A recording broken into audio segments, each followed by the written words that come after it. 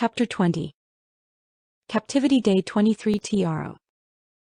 Her head was throbbing. It was dark, but the mattress and pillow beneath her were soft. The blanket smelled funny.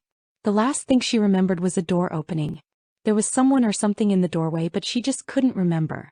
The harder she tried to remember, the faster the room felt like it was spinning. Tiaro sat up, holding her stomach. The room lit up, blinding her. Tiaro retched, but her stomach was empty. She was on a ship in a bunk room. There were 2 bunk beds for storage lockers and a rounded table with 2 chairs. She was on the bottom bunk on the right side of the room. The walls on one side formed a right angle, the opposite wall curved to meet each ray of the angle.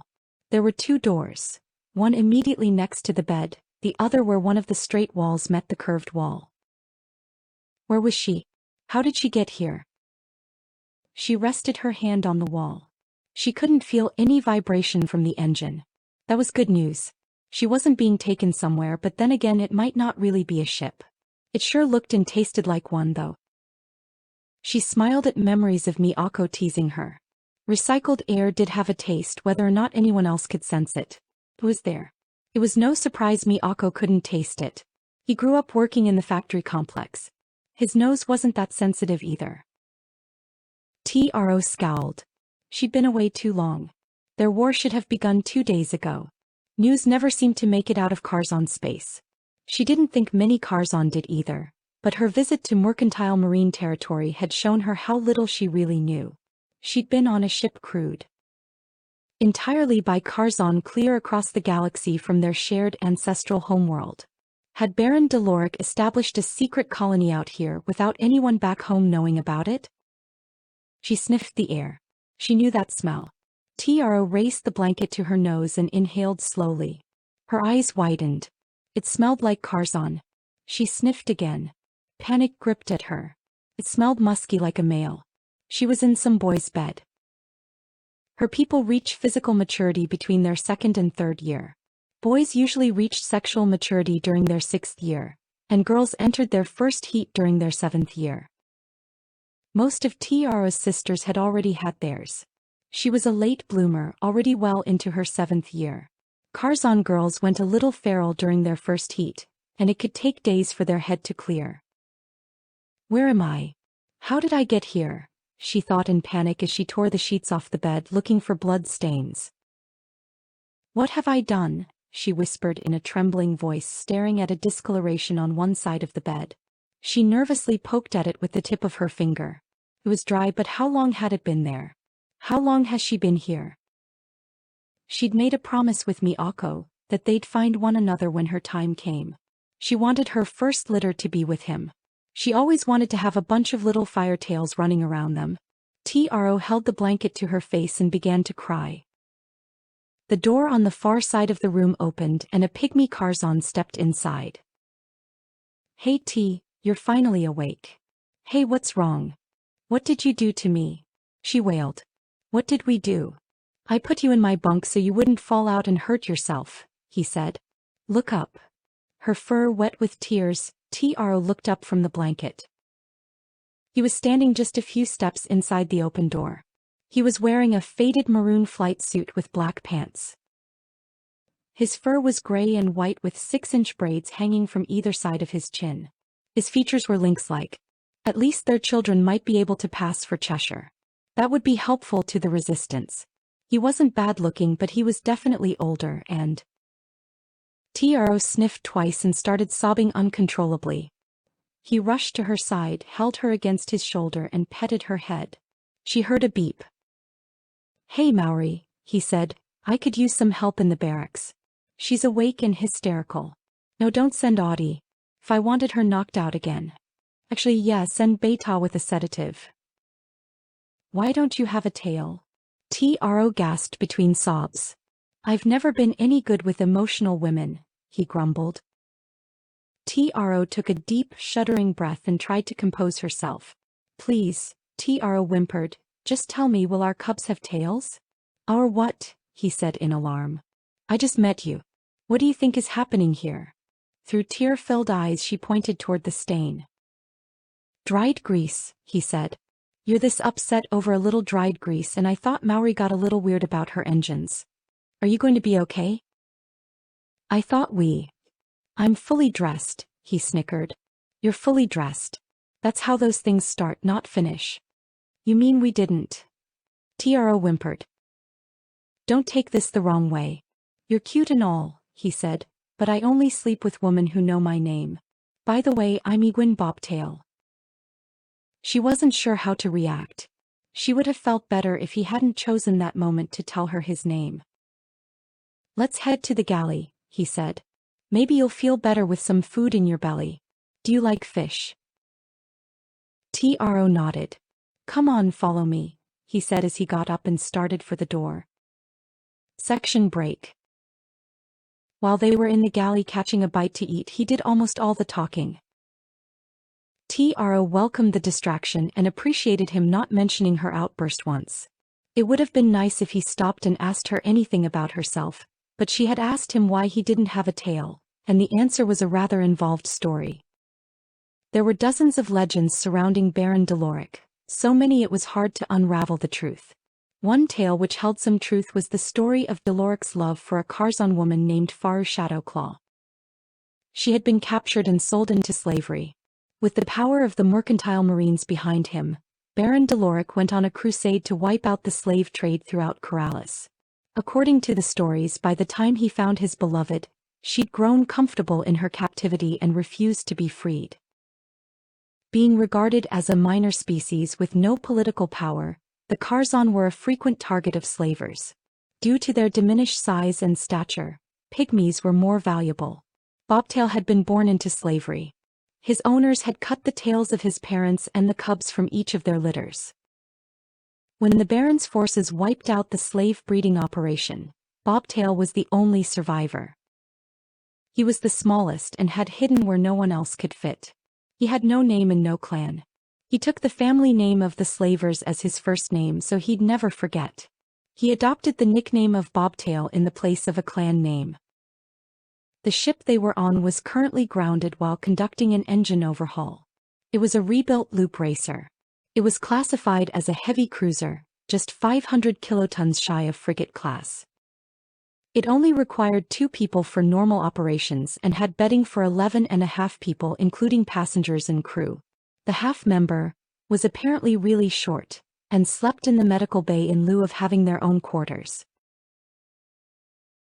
Other than the tiny one, the regular crew consisted of 6 members.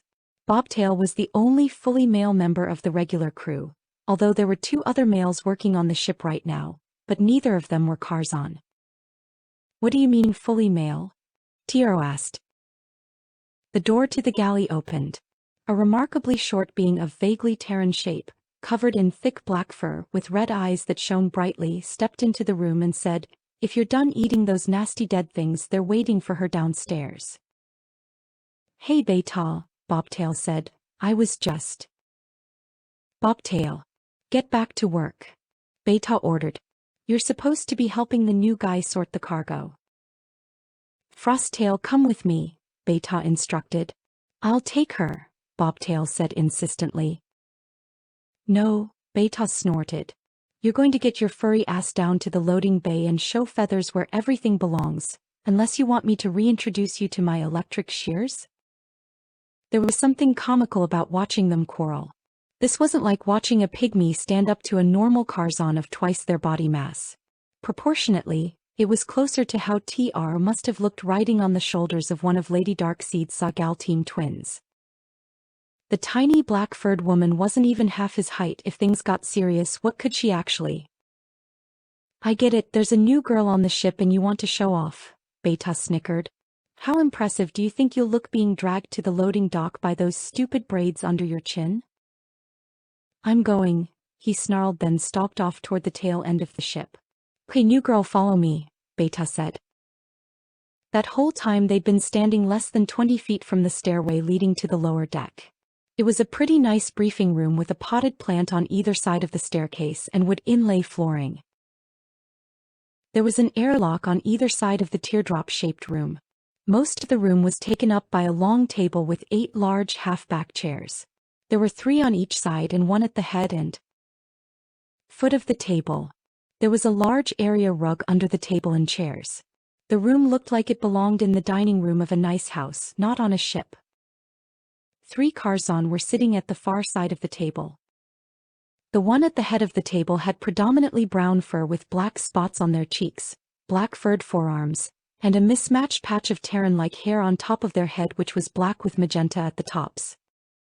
The hair was parted to one side. They were wearing jeans and a stained t-shirt. Sitting next to them, on the left side of the table was a black-furred female Curzon with short white stripes on her head around her eyes and on the top of her head.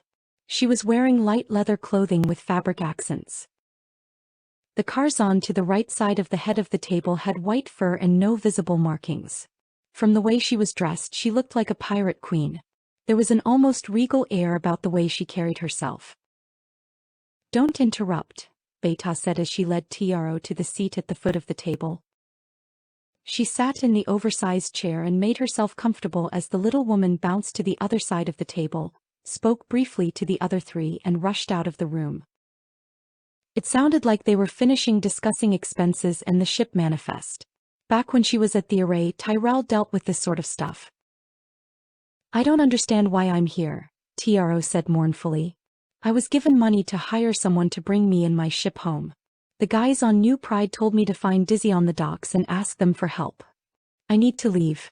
I just want to go home." The trio at the other end of the table didn't respond or even turn to look at her. "I think that's it," the spotted Curzon said. "I'll bring this to Audie and have her run the numbers." "Thank you, Maori," the black Curzon said, motioned toward Tiaro and added, "Oh, and ask Beta if we're fully stocked up on anxiety meds. I have the feeling we'll be needing them." Tiaro opened her mouth to object, but faltered as the spotted Curzon started walking her direction. "Maori," the white Curzon said, "can you check on Dizzy and let her know we're still waiting on her down here?" "Will do, Captain," Maori said as she walked past Tiaro and continued upstairs. Tiaro looked down in embarrassment and fidgeted with her claws while waiting. "While we're waiting for Desiree," the white-furred Curzon said, "we're going to have a little chat. I have a lot of questions for you." "What kind of questions?" Tiaro said nervously. "How's Vakir been?" the woman asked. "Who are you?" Tiaro asked. "Oh, sorry," the woman chuckled. "I'm Roan Silverfong, daughter of Eru Silverclaw. My vice-captain over here is Wodeo Shadowclaw, daughter of Faru Shadowfong." The Curzon who left a moment ago was Maori Star Chaser, daughter of Sarah Star Chaser. In the Mercantile Marines, we 3 are known as Deloric's daughters. You're currently on our ship, the Ronin. Egwin should have told you all of this, but he's been acting a bit off since we brought you on board. Some clans like Star Chaser and Firetail were bloodlines that you must have been either born to or adopted into. Regular Curzon cubs with black or white fur were named based upon their coloration and marking. Fong for cubs with no marking, Claw for striped cubs. Just from their names, Tiaro knew the 2 women's marking were the opposite of their parents, but there's no way Wodeo would have been welcomed into the Shadow Clan with those white stripes on her face, and the Silver Clan would take issue with her black fur. She had no idea where someone like Wodeo would fit in Curzon society. "Wait, did you say Far's daughter?" Tiaro said in surprise. "Does that mean?" "No, then you'd be a Star Chaser. I'm so confused." "Baron Deloric never sired children of his own," Wodeo said. "He was never able to get over the loss of my mother. He raised the 3 of us as if we were his own children." "I'm the oldest and Maori is the youngest," Roan said. "I was almost twice your age when he picked me up. Maori was around 5 when he saved her. Wodeo was with him since she was born. I helped him raise both of them." "You and the rest of the crew," a female voice said from a few feet behind Tiaro. "There wasn't a single person on that ship who wasn't looking out for you 3. I couldn't name a single member of the crew who didn't take the blame for each of you at least once. Well, maybe Punch and Judy, but they were too big to fit in most areas."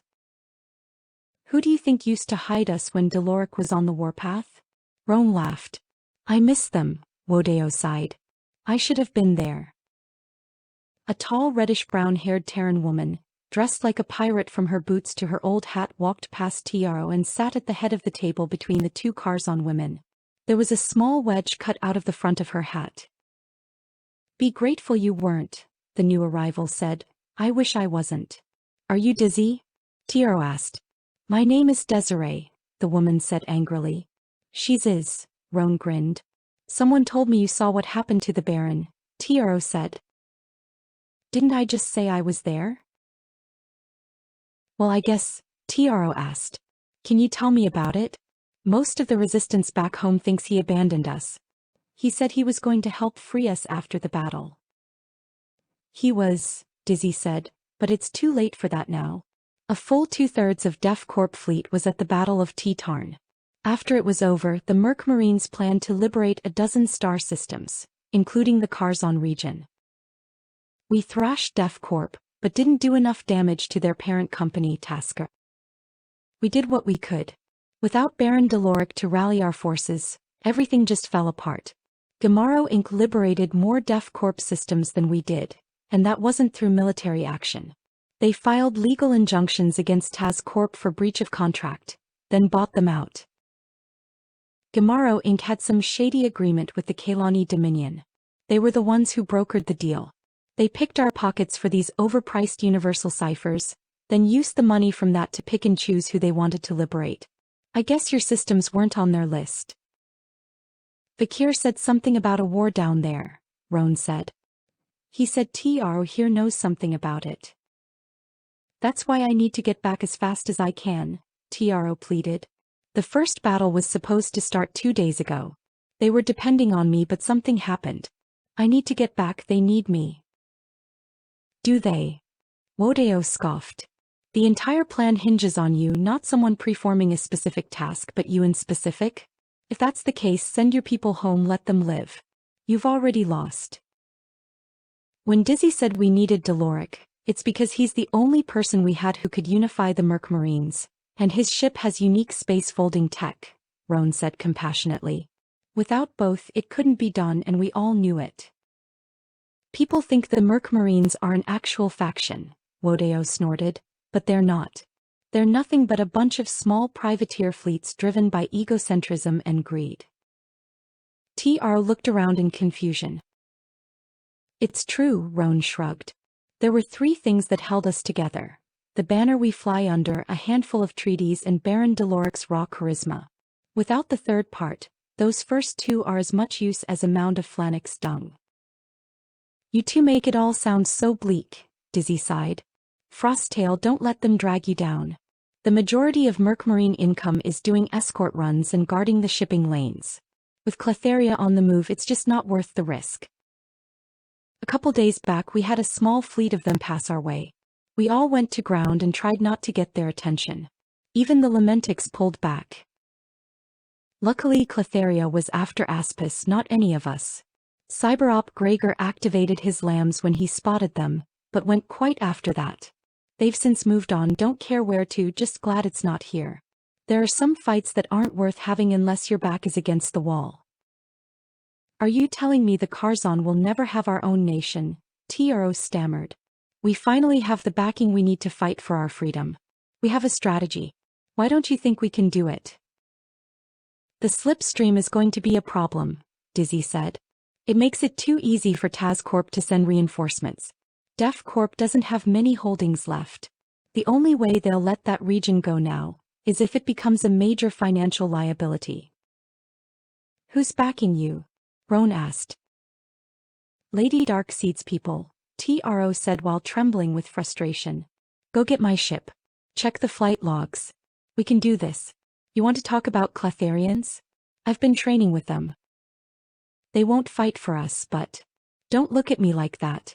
I'm telling the truth. Lady Darkseid's people stole a shipyard from Cyberop Gregor. That's where our ships were designed. The entire nebula near Pilth is full of Cletherians." "I'm not saying I believe her," Wodeo said, "but if there's a way to convince the Cletherians to blockade the slipstream, they might have a chance." "Please," Tro begged, "help me. I need to tell them. I need to get back where I belong." "Maori," Think we'll be ready to launch in a few hours? Roan said. We'll pick up your ship, check your logs and talk more after that. The closest Starlink is a 4-day jump from here.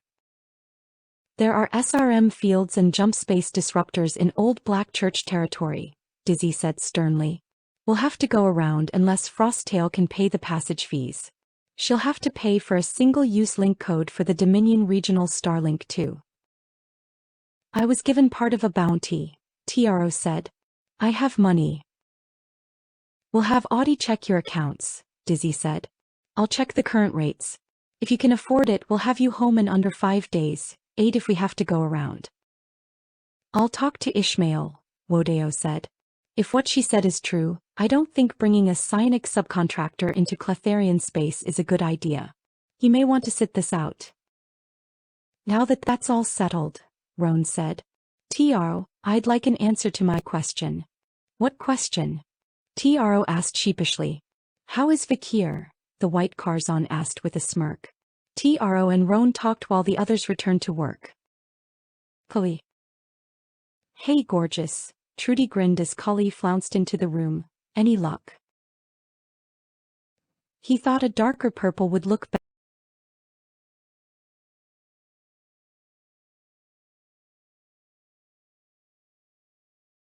Kali. Hey gorgeous, Trudy grinned as Kali flounced into the room. Any luck? He thought a darker purple would look better, Kali snickered as she sauntered over to her trainer. He's not going to stay down there, but I got what I was after.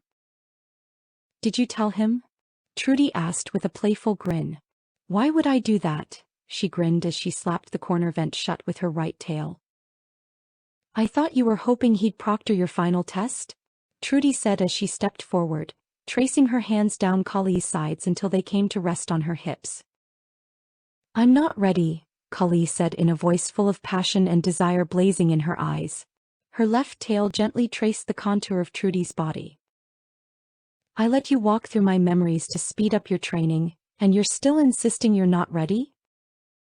Trudy shivered as Kayla kissed her while her tails continued to wander. Not until I learned to anticipate like you said she could, Kali said as she drew one of Trudy's memories to the forefront of the woman's mind. Be more gentle, Trudy smiled longingly. When you find the memory, pull it forward slow and easy or it won't feel natural. Once you get it down, they'll start to reminisce, which will lead to fantasizing. Then they'll start showing you their secret desires.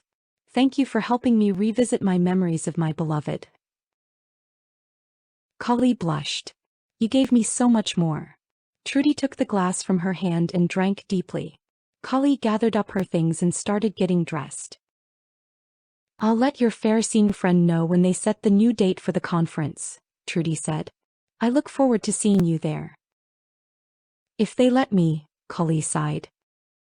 Claim your agency, Trudy scoffed. Stop telling me it's complicated. I know you're a woman. I've seen it. Make sure they see it too. Ojeran sees it, Kali smiled coyly. I think the others are afraid of it. For some people that's a rush, for others an excuse to try to subjugate and control, Trudy smirked. We're done early. Go enjoy yourself or better yet someone else. I plan to, Kali smiled as she left the room, closing the door behind her with her tails. A message popped up on her communicator as she reached the downstairs landing. It was a response to the message she'd composed to Gao Rune down in the Havras system. She stopped to look at it before turning to head to the office and tea room. Gao Rune had passed her message to Grax, who said he'd keep an eye out for Syntholo. Kali smiled. She'd been wanting to have Grax assigned to her team for a while, and Gao Rune had finally made it happen. Then again, walking a crystalline anti-hominid into an active plague quarantine zone might have been his only option. Kali could hear Ojeran cursing softly as she passed through the office door. Can I go get a new dress? If only I was a better combat pilot. He raised the end of his tail and thumped it against the floor. The longer I keep to your side, the more complicit I feel. I've been given permission to take you to get that dress, as long as I take you to a shop Lilac has chosen, which will be billing it directly to her account. He was staring at the floor, seething with rage. Why? Cully asked. The sway of her tails slowed as she continued forward.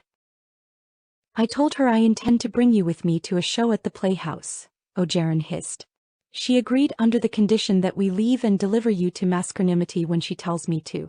She only offering to pay so she'll know what you're wearing. So much for anonymity. What was that about wanting to be a better pilot? Cully teased as she stood directly in front of where he sat. If you want to take a ride with me, we don't need a ship. It's just offensive, he said as he slowly raised his head until he was staring straight forward. In essence, I've been asked to keep you busy long enough for that woman to get off duty, then give you to her, like delivering a pet or prostitute. Interesting choice of words, Cully giggled.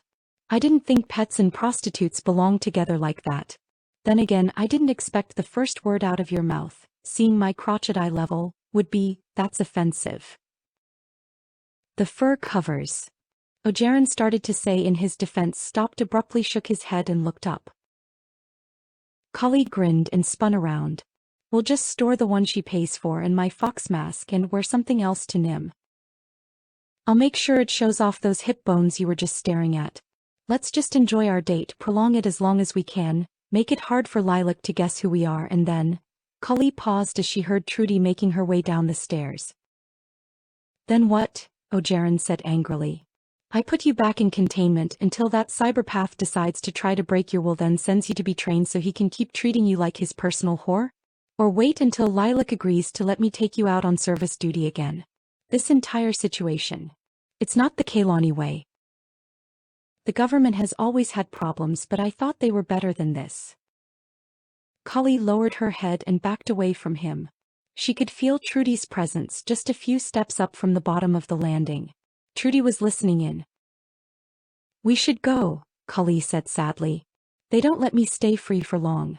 Last time when I was helping you on service duty, I was only let out because of what amounted to a clerical error. Ogeron's eyes narrowed. Cully looked toward the stairwell, then back at him.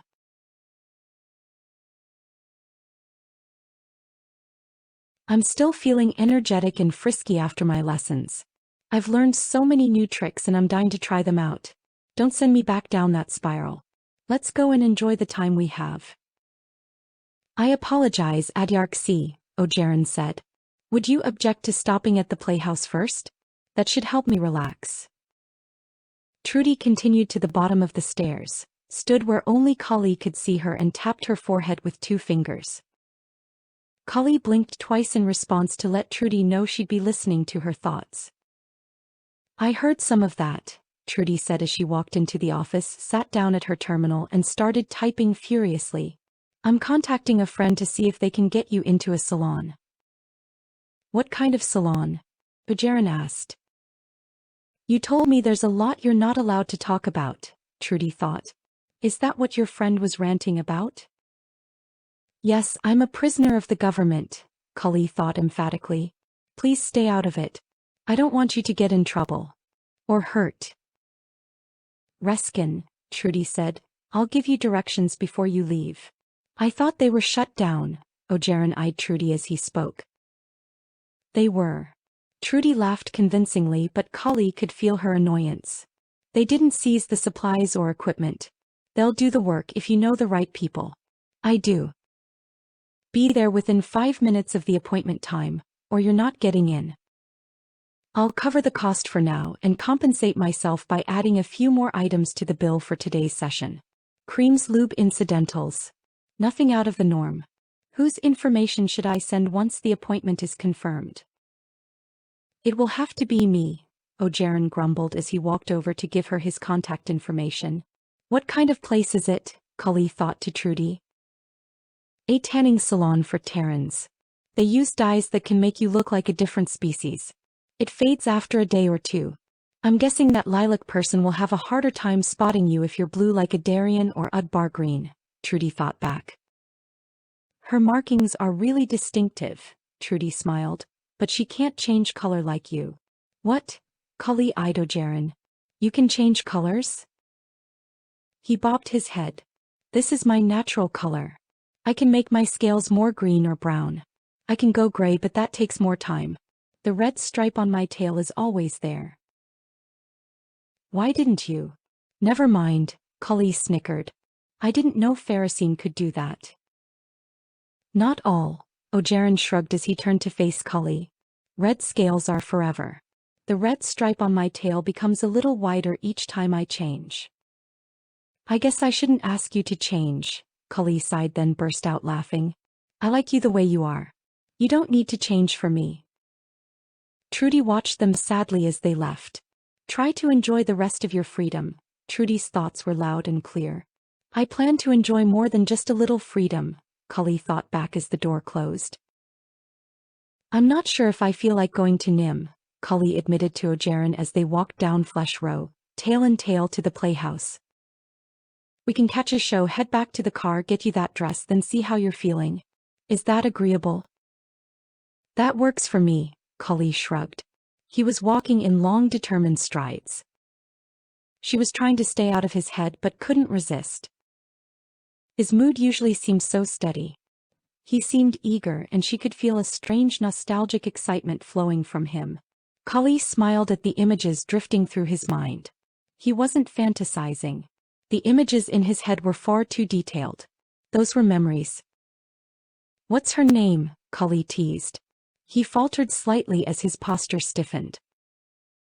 The girl you want to see dance. Tell me her name or I'll change my mind and demand you take me to pick out a dress first. Aita, he said in the same way he called Cully Adyarksi. She suspected he was trying to say Alita, probably just her stage name. Cully walked next to him and leaned her hip against his leg as her tails wrapped firmly around his, leaving just enough slack that they could walk side by side. There was just no way I could miss that mental image, Cully teased. She looked flexible. I look forward to seeing her face. His neck lowered slightly, his head tilted downward, and he smiled faintly. So that's what a blushing Pharisine looks like, Cully giggled. Other than my own kind, I have a type, Ogeron taunted. You want to know what that is? We go see Aita dance. I'll race you, Cully giggled as she loosened her grip on his tail. She stood, stunned, blinking as disbelief as his tail sped away from her. Ogeron was actually running and had a pretty good head start. Cully took off after him. Section break. The tutoring was just what she needed. She felt rejuvenated both physically and mentally. Cully's trainer believed she could learn to interpret all the quiet yearnings betrayed in a person's thoughts and movements, no matter how slight. Trudy's greatest love had passed the memory of it to her, despite being unusable without psionic potential. Trudy shared those memories with Cully in trade for a chance to revisit the memories of her time with her lost love. The personality that a person chooses to show you is seldom a reflection of who they really are. Cully once believed that slipping through their innate defenses would reveal their inner selves. Since her return from Midguard, she'd learned just how wrong she was. You could see who they believed themselves to be or who they wanted to be seen as. The inner nature of a person could be experienced with soul touch, but that revealed an intangible something, the essence of who they were. If every person were a tree, you wouldn't be sensing the bark, roots, or heartwood, but the remnants of the seed from which it grew. Trudy was comfortable with who she was and didn't feel the need to hide anything. Cully was concerned about Ogeron. She'd been a source of turmoil for him from the day they'd met.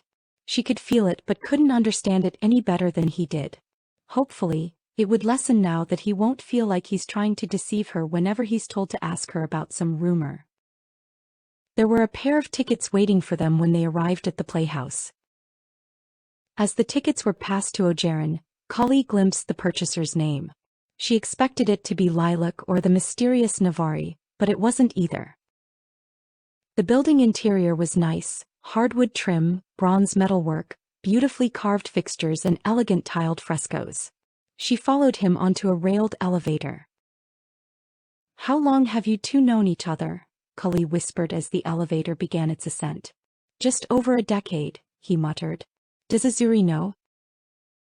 I hope so, he snickered quietly as the elevator continued past the lower balcony. Aita introduced me to her. How do they know each other? They were in dance classes together as children, he said as the elevator slowed. What kind of dance? Kali asked. Silkandi, Ojeran smiled broadly. Azuri went on to learn the full combat form. Aita. Well, you'll see soon enough, he said as the door opened to the upper balcony. I learned Silkata when I was young, Kali said as she followed him off the elevator. That's the unarmed variant. Ojeran chuckled deep in his throat. She didn't need to look in his head to know what he was thinking. Silkata wasn't considered a legitimate variant by Silkandi dancers. There were several large red velvet couches positioned on the balcony. The floor was made of a glass-like substance, allowing for a view of the stage by looking down at an angle. Long sheets of material hung rope-like from the ceiling. So you've known Aita longer? She asked as he led her to their seat. Sure have, he laughed quietly, by about an hour. I went to a dance club with some friends and saw this beautiful woman sitting alone looking sad and miserable, so I decided to say hello. She said she was waiting on a friend, so I offered to keep her company until her friend showed up. A while later, in walks Azuri, my heart stopped when I first saw her, but I was true to my word, excused myself and walked away. After a while they invited me back over to sit with them both. The rest is history. Kali looked at him sidelong as she sat down. But you and Aita. A few years later, he said as he sat next to her. Let's just call that unfinished business and leave it at that. Kali opened her mouth but was interrupted by the gentle sound of the music starting. The couch was a half-circular shape with a high backing. It was soft, wide, and deep enough to get as comfortable or cuddly as you'd like. The straight side if the couch was facing the main stage far below. Kali leaned against his side and whispered in his ear, "Why are we so far from the stage?" He repositioned his head so his mouth was near her ear. "Best seats. You will see. Almost curtain time." He was speaking elder tongue. Ojeran leaned forward, rested a finger on the clear floor. A faintly glowing line appeared as he traced a rectangle around the stage. A plus and minus symbol appeared on opposite sides of the frame he'd drawn once the lines connected. The curved balcony floor was easily 100 feet across. Far too large to be a single, massive dynamic display. Kali refocused her eyes. Electricity flowed through a narrow grid within the floor, housed between two crystalline panes. The pressure activated the grid between. As she peered through the pane down toward the stage, Kali could see ghostly streams of energy flowing out through the curtain into auditorium. It was light blue, telepathic energy. She approached the end of the balcony while looking down at the audience and the flowing strands of knack energy. It flowed into the ceiling by each of the hanging cloth strips, all connected to a single person sitting with the audience, as well as to each performer on stage, which became clearer as the curtain raised. There were more than 5 links. Multiple telepaths were running full mental links, chaining them through the person in the front to bypass the normal 5-person limit. Adyark C. Ojeran called to her while patting the couch next to him. For a moment she had been concerned about another attack, but a quick peek at the thought of the person at the center of it all quickly revealed it was just their method of directing the show. Once she sat, he leaned toward her and said, "Relax. Watch with me." He tapped the plus symbol with his foot several times to zoom in on the stage. The only Terran in the all-female troupe was the director. The rest were a mix of Irinaraks and Shega. The Irinaraks had brilliantly colored feathers, more like parrots than hawks. The frog-like Shega were slender with more variance in their skin coloration than most. The woman standing center stage was forest green with light green and yellow stripes in interesting geometric patterns. She looked like she had breasts similar to a Terran, but they were air sacs which swelled as she inhaled deeply and then began to sing. The song was deep, mournful, melodic, and beautiful. Kali didn't know the language but didn't need to. She suspected knowing the meaning would make it less impactful. He slung his tail around behind Kali, resting it against her lower back with her tails underneath its bulk.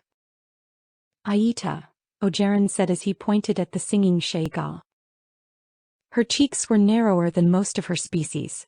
Aida's head shape was somewhere between his snake-like head and her fox mask minus the ears. Ogeron was studying Kali as she studied the Shega. She's pretty, Kali smiled. She didn't actually find the Shega woman attractive, but could see how someone else would. Ogeron lowered his head, smiled, and asked, "Are you comfortable?" His voice carried an unfamiliar tone as if he were asking a leading question. "I'm okay," Kali shrugged. She could feel his nervousness saturating the air around them, but it was coupled with a level of excitement she wasn't used to sensing in him. It seemed to be directed at her. She really wished she was further along with developing that skill Trudy wanted to teach her. Looking in his head wasn't going to help. His thoughts were too erratic. The Irinarax performers had just taken flight. They weren't like Gowry. Their wings stretched down from their arms. Each of them took their place hovering behind one of the dancing Shega girls. Aida stood alone, center stage as the song started winding down. "Hers are like these," Ogeron said as he hesitantly rested his palm against the side of Kali's right breast. "All muscle, no nipples.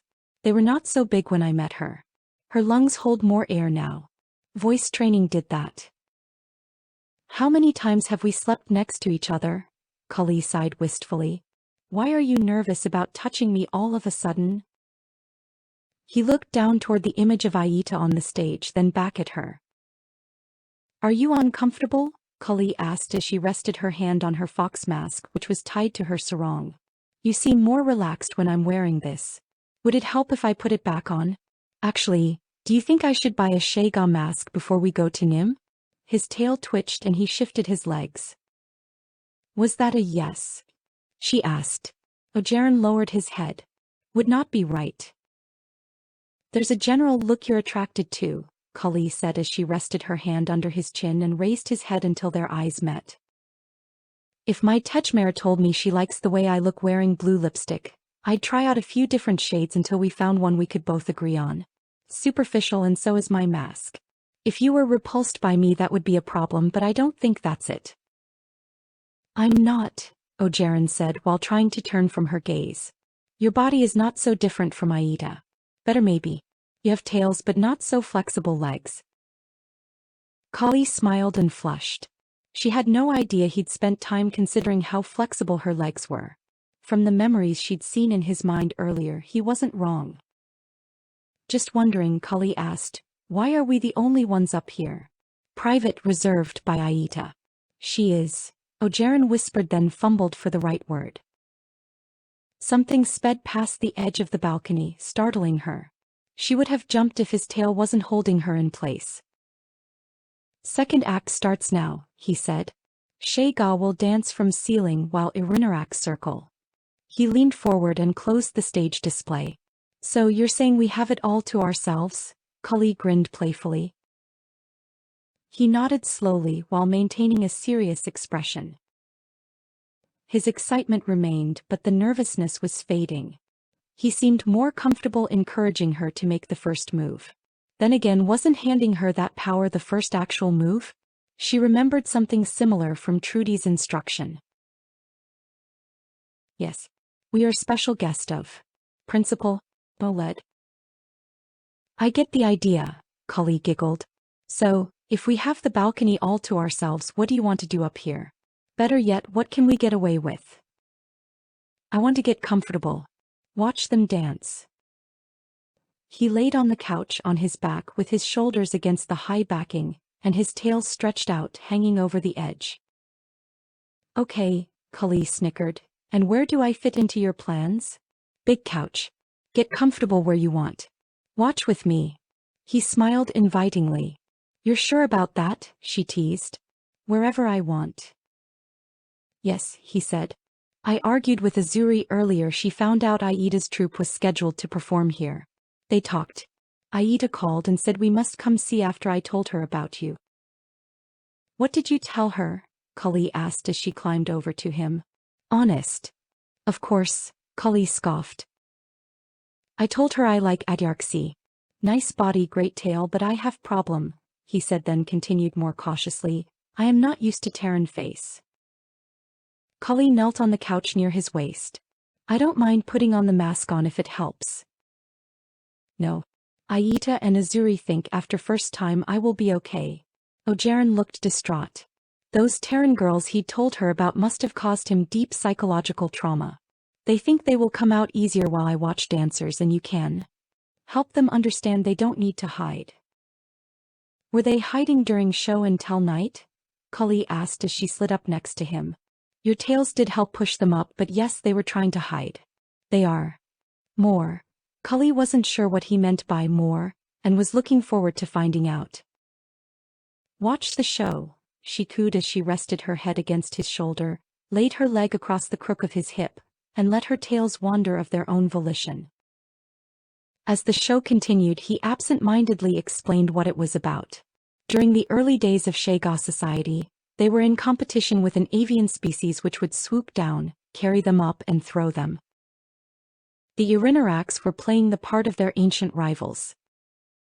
As they got close to the bands of cloth, they acted like they were fighting until the Shaga had gotten a secure grip. Then the Irinaraks would either fly off or dance using the cloth with them a little longer.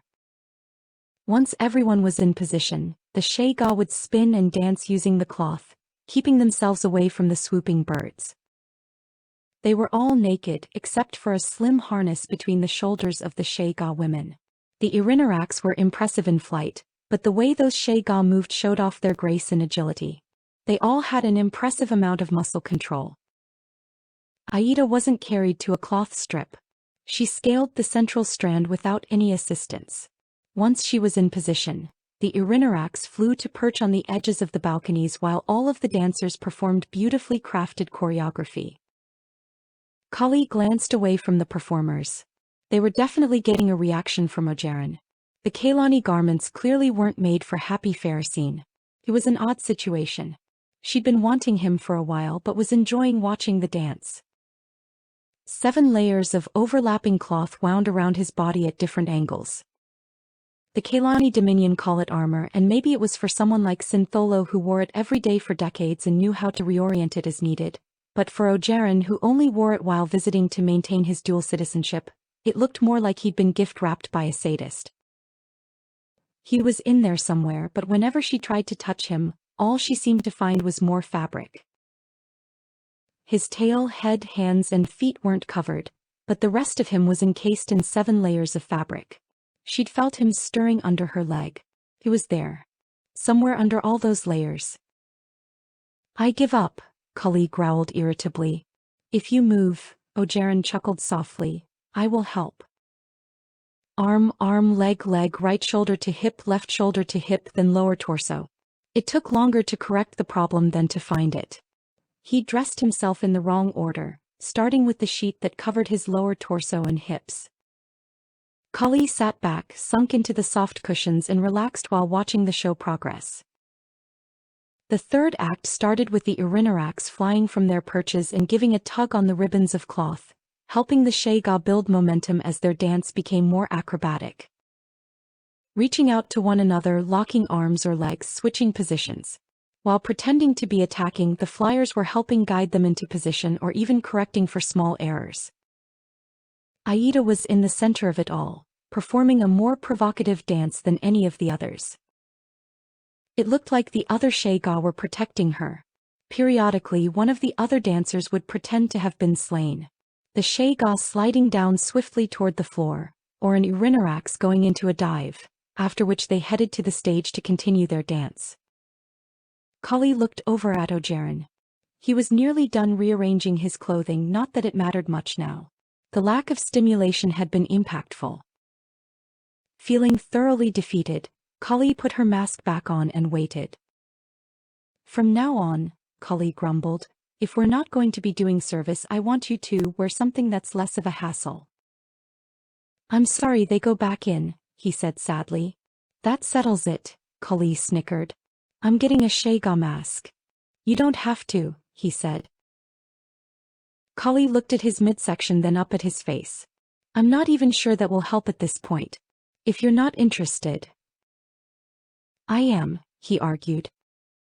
Listen, Kali said. I flirt because I enjoy it and you don't object. Whether anything happens or not, I'd still like to be your friend. Don't worry about it. He paused. It looked like he was going to say something but didn't.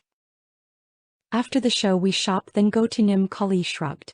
While there maybe I find someone that's interested. If I'm still in the mood.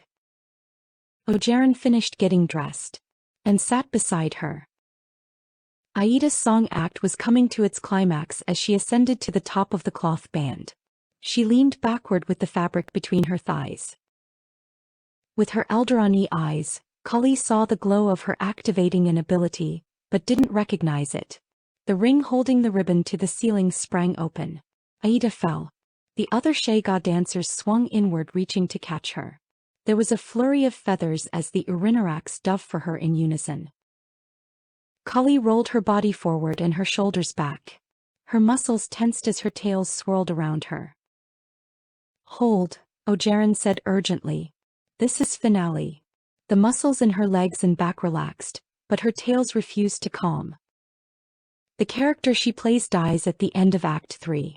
The other dancers work together so audience does not see where she goes. You're sure? Where does she? Kali started. You made it, a deep feminine voice said from the edge of the balcony. Aida was squatting, perched on the railing. Not exactly what I expected to find up here, Aida said as she hopped down. It's a little disappointing but not surprising. What's that supposed to mean? Kali asked, not sure whether or not to be offended. Aida slammed her heel against a kick plate built into the floor, opening a secret compartment. Did Uja tell you about us? She asked while pulling a cream-colored robe out of the compartment. You took dance classes with Azuri, introduced him to her, and you've known each other for around 10 years. Kali moved forward as she spoke and sat on the edge of the couch. I know you've had sex, but we didn't really talk about that. I saw some rather explicit mental images in his head. See anything good? Aida asked nonchalantly as she put the robe on. Kali changed the subject. What were you expecting? Hoping more than expecting. Aida smiled deviously at him. First time we met, he was ready and rearing to go before Azuri showed up. He was the smart one. She took him before he got to know her. I would have joined in or avoided him if I knew then what I know now. Ojeran lowered his head in shame. Kali's tails stirred. I know his pattern, Aida teased as she sauntered over to him. I wasn't his first Shaga. He'd been with half the Shaga in my troupe before me, but don't ask him who. He won't remember their names. They were just convenient holes to fill, weren't they, Uja? He muttered something as she got closer. She stepped forward, her body against his, with her head turned to face Kali. It took some finesse to make his body start responding to mine. I was starting to think there was something wrong with me. I know the feeling, Kali said as she watched Aida's hips slowly rolling back and forth against his abdomen. He responds pretty quick now, but it took a couple years to realize what was holding him back. Are you sure it's not me? Kali asked. He's good for a casual fling, Aida said as she reached down and grabbed him firmly. But if he respects you, he'll have a rough time getting it started. Isn't that right, Uja? He didn't answer, but his body was clearly responding to the woman. Once he's gotten past that, everything works fine, Aida said, then leaned forward and whispered something in his ear. Kali couldn't tell if Ojeran was nodding or nuzzling her neck. Guiding him with her hips, Aida turned him and backed him toward where Kali is seated on the couch. Kali's tails reached out, took hold of his and guided it onto the couch beside her.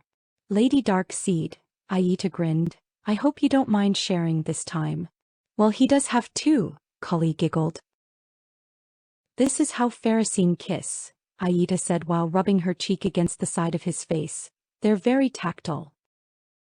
She rubbed her leg against his as she guided him to sit. She was holding his left shaft firmly in her right hand. Handle them firmly but not tight. Kali's tails moved up higher on his tail. Aida whispered something as her mouth passed his ear. Ojeran's eyes fluttered and his breathing began to change. What did you say to him? Kali asked. Aida grinned. That's my secret. I could rip it out of his mind, Kali grumbled. But you won't. Besides, it was in my native language. Cully looked at him with annoyance. She asked if I was willing to share you with her. Ogeron thought loud and clear.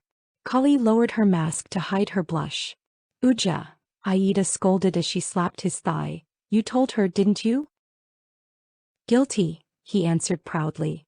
Hold this for me, Aida said as she waved one of his penises toward her. Shouldn't I ask him? Cully stammered. Don't make him think, she scolded playfully as she brushed her body against his and grabbed his second cock in her other hand. Hesitantly, Cully reached out and took hold of what she'd been offered. They can come together in the middle, Aida said as she guided Cully's hand, and move out halfway from the center to their hip. Shega guys have big ones so we can take both barrels in the same hole. That's why he prefers Shega girls, isn't that right, Uja? He nodded, while whimpering softly. Cully snickered as she held up her free hand. The Laika who brought me here was about the size of my forearm. I've also been with a pygmy Karzan. As long as you can hit the right spots, size doesn't really matter. He got a little longer and more rigid as she continued stroking him. Aida mouthed the word, ouch. Cully nodded. Aida switched hands, reached her left arm behind his back with her hand gripping his shoulder, and slid her right leg between his legs. She brushed her body against his while pushing his leg wider. Cully felt her heart rate increasing. The other woman's intent was clear. She was getting in position to climb onto him and was making room for her. Cully slid her leg next to hers. Aida's skin glistened as if it was wet, but was soft and dry. I've never done this, Aida said softly. I'm not sure it will work, but we'll have to move together. Are you up for an experiment? Ogeron nodded while making a rumbling sound deep in his throat. Cully moved in to emulate the other woman's position with their hips pressed tightly together. I can't position him like this, Aida said sadly. It's not going to work. I can, Cully grinned as her twin tails moved further up his tail, slid between his legs and went to work lining up his shafts. Convenient, Aida said quietly as she reached down and helped align him. Once he was in position, Cully and Aida wrapped their free arms around one another with their hands on each other's waists, and their upper bodies firmly against him. Ready? Aida asked lustily. Ogeron sounded like he was both panting and growling. Yes, Cully answered. Down, Aida said while holding Cully tightly. In unison, the two women slid downward, moaning softly as each of his shafts slid into them. Ogeron gasped as they started moving up, sliding their bodies against his.